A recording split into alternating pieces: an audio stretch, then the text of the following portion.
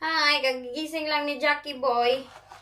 Si Wayne is, di ba nakwento ko sa inyo yung vlog ko kanina na yung nangyari sa amin before ako alis ng Pilipinas is nagdespedida party kami, oy.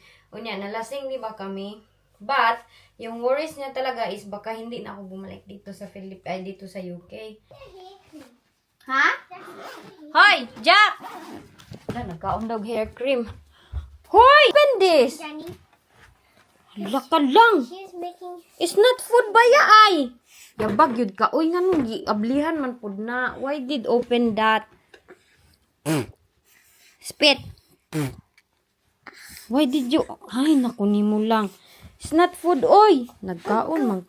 Kangko, bitaw, kangko this. Ayan, si Jenny. Mag-insert lang ako ng ano ni Jenny ba? Video na para makita nyo konti si Jenny. Kaya nandun sa school ang aming inday. Allah! Spit, anak tang. Anak tang ba? Ang wipe. Nagkaon man noon og kuan. Gel. Dadali drink ta water ta. Lakanak. It's dangerous ba yan na lang? Walay klaro eh. Sumana to, magpapilis, tapos impakip ko pa yan ang aking luggage. Unya. Yung bag ko, medyo na-ready na ako ng mga camera na dadalhin. Ito dito, ayan, ito lang man yung kalat, tapos yung mga towel, kay basa kasi yan, nilabhan ko kahapon. Unya, ito yung sapatos na gagamitin ko, kay ito yung regalo ng aking auntie, diba? Hindi ko sa inyo sinabi last time na, hala, gagamitin ko to sa Pilipinas, na-remember nyo, surprise ako na aking auntie. Kaya akala ko, hindi nga alam ng aking mother, na uuwi ako, pero alam. Hala!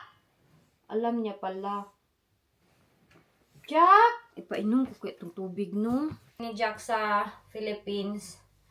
Meron akong mga dapat na gawin. Kailangan kong ibang process. Tapos yung aming nabili na mga ano doon, puntahan ko din.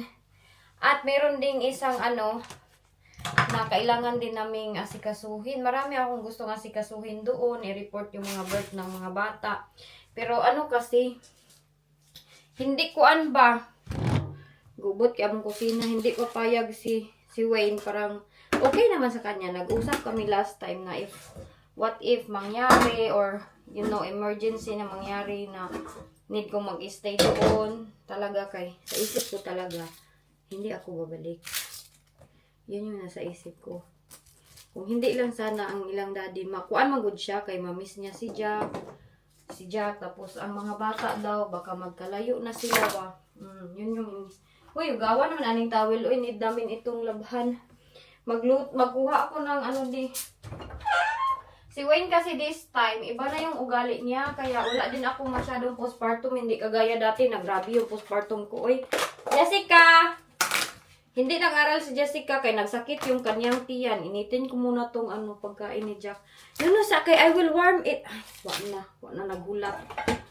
Ano ba, grabe yung postpartum ko before, kaya yung mga basher sa dati na, huy, alam nyo, hindi na bumalik si Annalisa, hindi ko na siya nag-comment si Annalisa, siguro nakita niya yung vlog ko tungkol sa kanya, na ano siguro siya, kay binash din siya, maraming mga comment tungkol sa kanya, so, that's what you get, kung manghilabot gani, Annalisa, dapat, kaya mo ding i-handle yung mga comment ng ibang tao, hindi yung, ikaw bigay ka ng bigay, tapos, takot ka pala mabash na pabalik.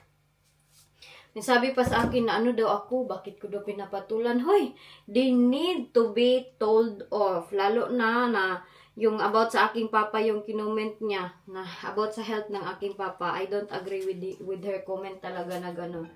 Kaya dapat patulan ko na. Kaya patula daw ko, pinapatulan. Hoy, kung ikaw i-bash na yung papa, makuan, magbigay ang katawan, matay, di ka mong patol. Di ka mong patol, piling perfect po ning iban, oy. So, ayun na nga, nag-uusap kami ni Wayne and kailangan kong dalhin yung mga paperworks. Mayroon akong kailangan dalhin na mga papel to prove kay si Jack. Kailangan ba ka ng mayroong consent? Wow, may consent ni Wayne, mga papilis.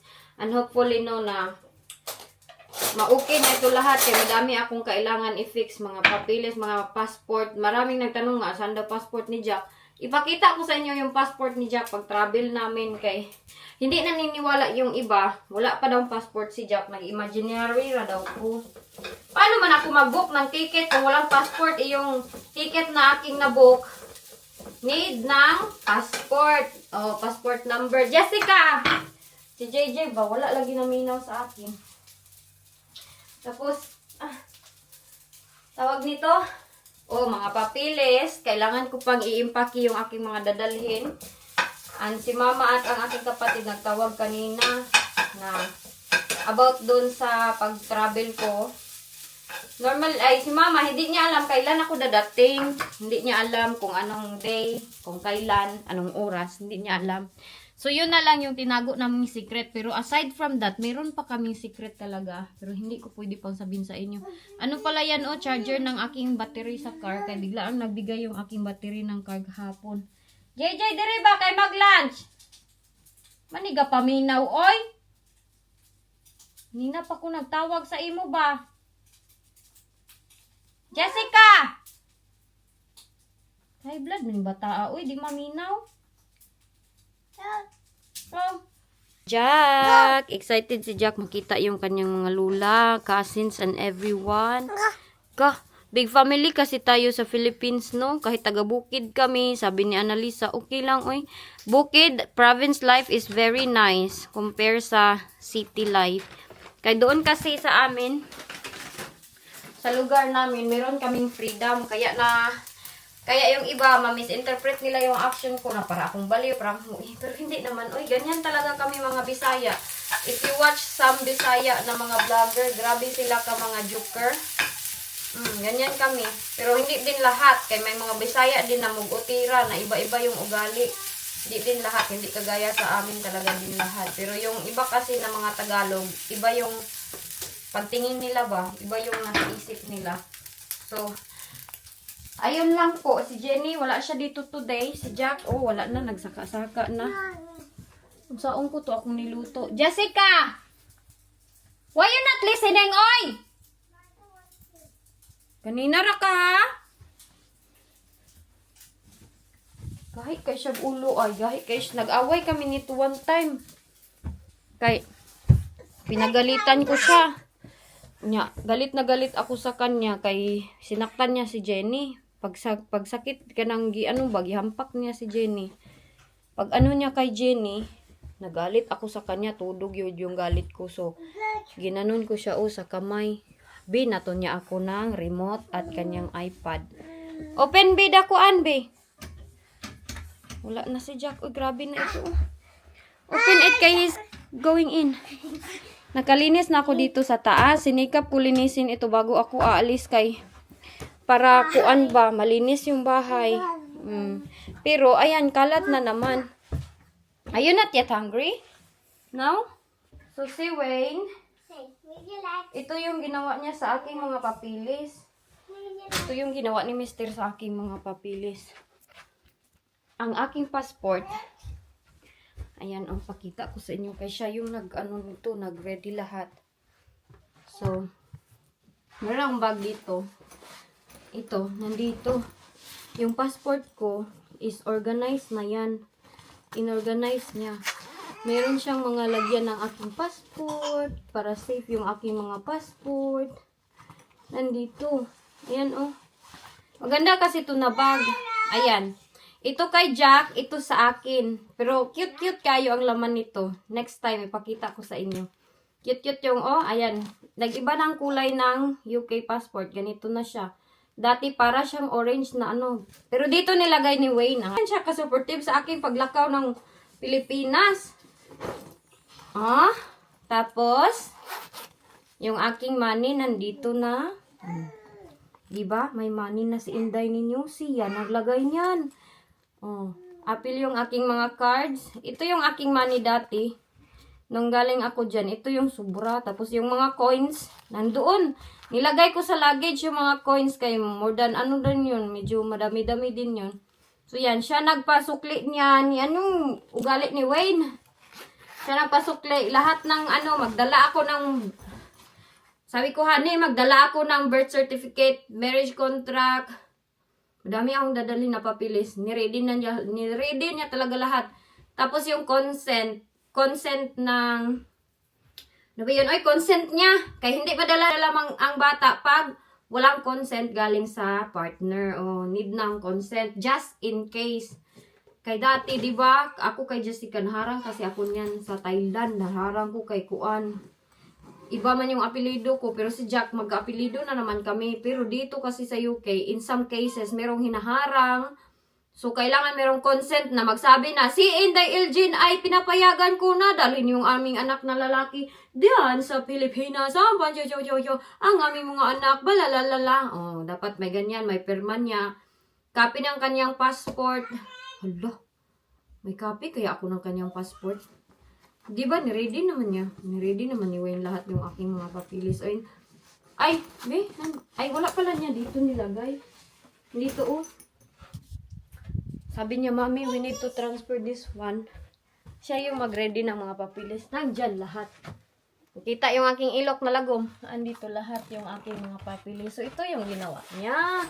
At kala ninyo, ginisi ni Wayne lahat ng aking papilis. Pinunit ni Wayne lahat ng aking papilis.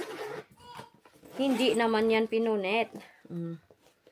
Ito yung aming mga birth certificate. Nandito lahat sa folder na ito. Ayan. So, sabi ko sa kanya, yung passport na copy. Ayan, oh. Mga birth certificate yan. Ni Jessica, ni Jenny. Ayan. Ito yung aming marriage contract. Dala pa kong divorce paper ni Wayne. Wala kong nabuang. Ayan. Ito yung aming marriage contract ni Wayne. Ito yung birth certificate ko. Ayan, oh, may mga copy naman pala. Ito, dito lahat. Tapos, need ko yung consent at saka copy ng kanyang passport. Ang wala dito, iwan ko na saan na nalagay. So, magdala ako niyan. Pero siya na yan, oy.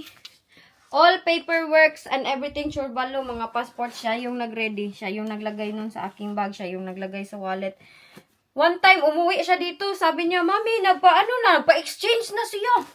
Kaya ang nangyari kasi sa akin, last time, is, di ba, nagka-problema ako. Doon sa airport, nagka-problema ako. Unya, hindi ako nakapa-exchange. Pinadalhan niya ako ng 500 pound worth. Walang tatanggap dyan sa Pilipinas na 500 pound. Lalo na pag, dito kasi sa UK, okay lang sa kanila naka-fold. Dito sa kanila na old na yung money, okay lang. Pero di baya magtanggap yung mga ganyan, no, ng mga na-fold or kanang yung quality niya. Pero usually yun, American dollars lang yung tinatanggap ng mga bank dyan. So, hindi na tanggap. Ang ginawa niya, pinadalhan niya na lang ako sa Western, which is kanang every week. Nagpapadala siya. Padala siya every week ng money niya. Mahiya man ako manghingi sa kanya. Na one time, uuwi siya dito, dami-dami niya nang dalang money, na Filipino money. Sige na, ay, babay, oy, kay magpainom sa kong tubig ni Jack, oh. Kaya natukan.